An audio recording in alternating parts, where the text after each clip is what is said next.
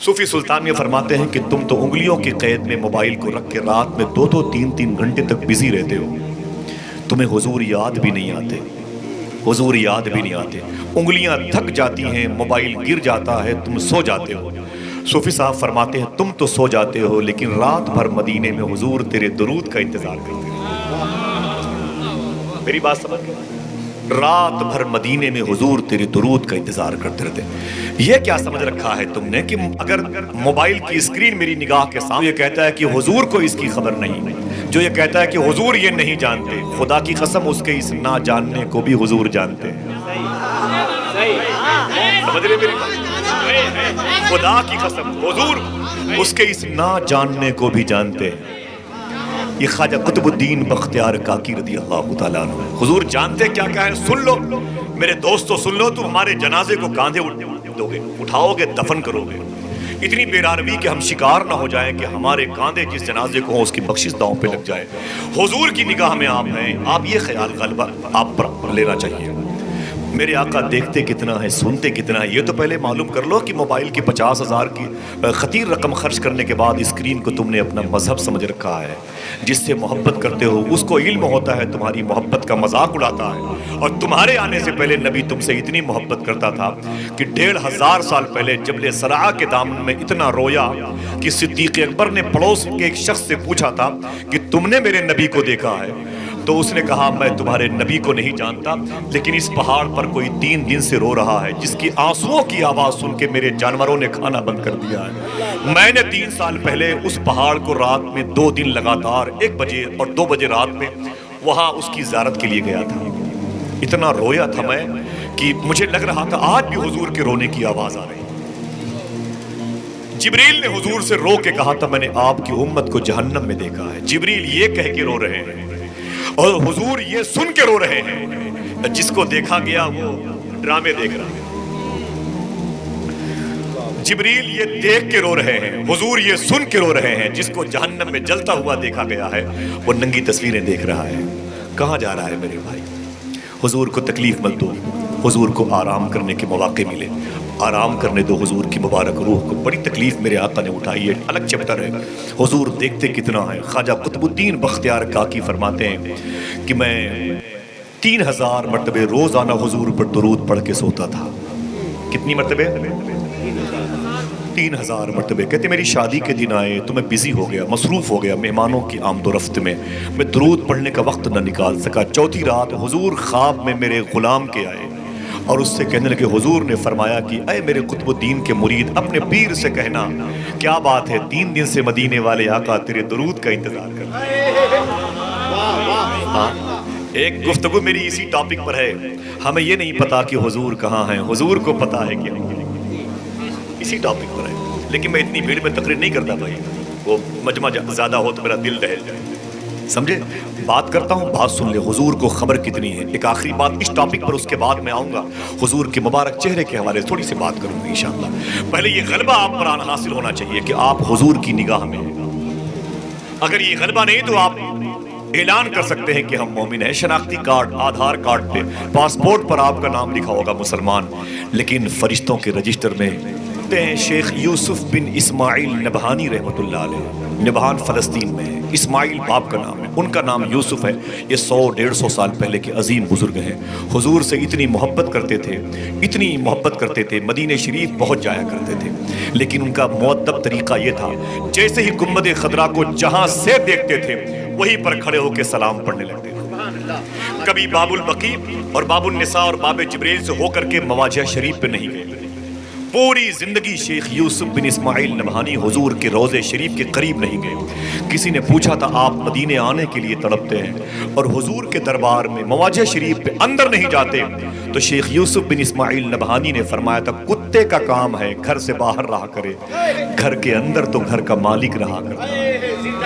ان کا عشق میں نے سمپل کے طور پر بتا دیا، اتنے بڑے عاشق اور مؤدب ہیں۔ اب سنو کہانی کس موڑ پہ جا رہی ہے۔ اگر یہ غلبہ حاصل کر لے تو خدا کی قسم آنا وصول ہو جائے گا، ورنہ ڈاکٹر فاروق صاحب کا وہی عمل قابل قبول ہے کہ جو دوپہر سے لنگر کی صورت میں 3-4 ہزار لوگ کھا کے جا رہے ہیں۔ حضور غوث پاک کے لنگر خانے پر اسٹیکر لگا ہوا ہے. غوث پاک فرماتے تھے میں نے نیکیوں کی فائل الٹ پلٹ کے دیکھی, اللہ کی بارگاہ میں مخلوق کو کھانا کھلانے سے بڑی نیکی میں نے نہیں پائی.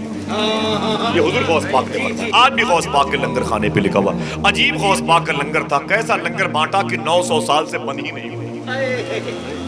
یہ بہت مبارک کام تھا. اب سنیں آپ, حضور دیکھتے کتنا ہے. میرے دوستو, یہ 30 سال 25 سال کی عمروں کے لوگ اپنی آنکھوں کو بہت چھوٹی کر چکے ہیں, دل کو تنگ کر چکے ہیں, مسلمان بننا نہیں چاہتے, آنکھیں ان کی ٹوٹ گئی ہیں, ان کے دل کا تعلق حضور سے منقطع ہو چکا ہے.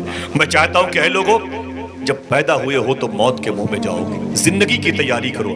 صوفیہ فرماتے ہیں کہ اپنے آپ کو حضور سے جوڑو ورنہ مرنے سے پہلے مار دیے جاؤ گے, اور اگر تم نے حضور سے رشتہ جوڑ لیا تو مرنے کے بعد بھی زندہ رہو گے. اپنی زندگی پیاری آپ کو ہونی چاہیے. میرے آقا دیکھتے کتنا ہے, سنتے کتنا ہے, یہ تو سن لیں آپ. اس کے بعد صابر بھائی بات کرتا ہوں, بڑی پیاری بات یاد ہے. شیخ یوسف بن اسماعیل نبہانی کے خلاف مدینہ شریف میں کتاب لکھی گئی, مدینہ پاک میں کتاب لکھی گئی. وہ کتاب فری میں تقسیم ہو رہی تھی. ایک عظیم عالم دین کہتے ہیں میں نے وہ کتاب لے لی, فری میں بٹ رہی تھی, میں نے بھی لے لی. جب اس کتاب کو میں لے کر کے جا رہا تھا تو قریب سے ایک گھر ملا جو سید نعیم الدین شاہ صاحب قبلہ کا تھا. ایک درویش بزرگ تھے, وہ بڑے کمال کے بزرگ تھے, اتنے عظیم مقبول بزرگ تھے, ہر ہفتے حضور کو خواب میں دیکھتے تھے. آواز میری پہنچی؟ دل سے کہتے ہیں سبحان اللہ. بہت غور سے میری بات کو سنیں. شیخ سید نعیم الدین ہر ہفتے حضور کو خواب میں دیکھتے تھے. کہتے میں ان کے گھر میں چلا گیا, ان کی زیارت کو میں نے سلام کیا دستبوسی کے, بولے بیٹھ جاؤ. وہ عظیم بزرگ کہتے میں بیٹھ گیا, میرے ہاتھ میں وہ کتاب تھی. بولے کہ شیخی یہ کتاب کیسی ہے؟ تو میں نے کہا حضور یہ راستے میں بٹ رہی تھی, میں نے اسے لے لیا. فرماتے مجھے لاؤ. جب کتاب انہوں نے دیکھی نا تو بولے کہ یہ تو کتاب شیخ یوسف بن اسماعیل نبہانی کے خلاف لکھی ہے, کسی بدعقیدے کا کام ہے, کسی حضور کے گستاخ نے ایک عاشق رسول کے خلاف کتاب لکھی ہے. چلو بعد میں دیکھوں گا. کتاب یوں لیا, اپنے گھر کی آلماری میں یوں ڈال دیا, سید نعیم الدین صاحب نے یوں ڈال دیا. بولے آپ بیٹھیں, چائے پان کریں, گھر جائیں, اس کتاب کے حوالے سے میں بعد میں اسے دیکھوں گا, اسے لکھی کتنی ہے, کیا ہے اس کے اندر میٹیریل, کیا ہے, کیا موضوع ہے اس کا. ٹھیک. ہر ہفتے حضور کو خواب میں دیکھنے والے سید نعیم الدین کہتے ہیں 2 ہفتے ہو گئے حضور خواب میں نہیں آئے, 3 ہفتے ہو گئے حضور خواب میں نہیں آئے, پورا مہینہ گزر گیا حضور خواب میں نہیں آئے.